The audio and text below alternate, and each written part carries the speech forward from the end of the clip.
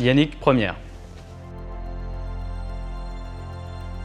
Je suis diplômé du master ingénierie nucléaire de Valence et je suis aujourd'hui ingénieur sûreté nucléaire au sein de l'entreprise Framatome à Romans-sur-Isère. Plus particulièrement, je suis ingénieur en sûreté opérationnelle sur une installation de fabrication de combustible nucléaire. Mon métier en une phrase, c'est analyser les risques et les anticiper afin d'empêcher qu'ils ne se produisent sur l'installation. Le risque principal de cette installation, c'est le risque de criticité.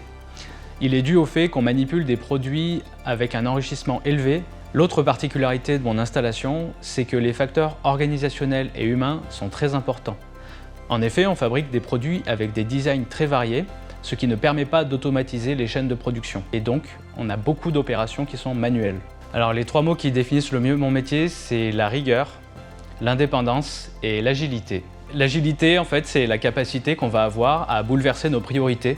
En tant qu'ingénieur sûreté opérationnelle, en fait, on est confronté aux problématiques du terrain directement. Donc, c'est nous la première personne qui sommes appelés en cas d'écart. Et en cas de besoin de modification urgente ou de conseils sur des situations problématiques, on va être la première personne à répondre et on est amené du coup à chambouler nos priorités. Par exemple, la survenue d'un événement grave, on va devoir laisser tomber tout ce qu'on est en train de faire et se concentrer là-dessus. L'indépendance, c'est tout simplement le fait de garder une posture qui peut être contraignante.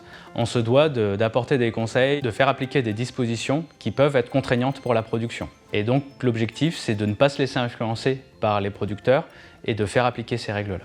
Et la rigueur, parce qu'il ne faut jamais dévier de nos règles. Ce qu'on attend de nous, c'est un comportement exemplaire. Il ne faut pas en dévier, il faut respecter nos référentiels et les faire appliquer. Mes journées sont très variables, ça dépend des contraintes, des projets en cours, des activités qui peuvent être particulières ou des événements qui viennent de survenir. J'ai deux types d'interactions avec l'autorité de sûreté nucléaire.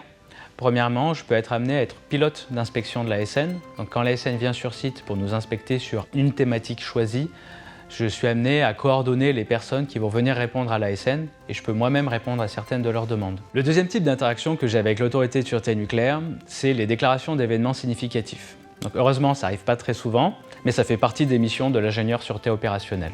Ce qui me plaît le plus dans mon métier, c'est le dynamisme. On est le premier interlocuteur de l'exploitant vis-à-vis des questions de sûreté nucléaire. Donc on va être amené à répondre à des questions très concrètes sur le terrain, que ce soit pour préparer des interventions ou pour expliquer des phases de travail à des opérateurs. Les qualités principales de l'ingénieur sûreté opérationnelle sont la rigueur, la diplomatie, la pédagogie et la capacité d'analyse. Les quatre composantes de l'analyse FOH sont l'acteur. On va s'intéresser à la personne, à son état de fatigue, à sa compréhension des règles, à sa culture de sûreté. La deuxième composante, c'est l'environnement de travail. L'environnement de travail, c'est tout ce qui va entourer le travailleur dans son activité. Ça peut être le bruit, la visibilité, mais également la documentation utilisée ou l'interface homme-machine que la personne a en face d'elle sur le terrain. La troisième composante, c'est le collectif de travail. C'est par exemple une mauvaise pratique qui est appliquée par certaines personnes d'une équipe et qui va être reproduite par d'autres personnes. Et la quatrième composante, c'est l'organisation de l'équipe et de l'installation. Donc mon conseil pour les étudiants, c'est de venir faire votre alternance chez Framatome. N'hésitez pas, le métier d'ingénieur sûreté opérationnelle est très intéressant car il est dynamique et proche du terrain.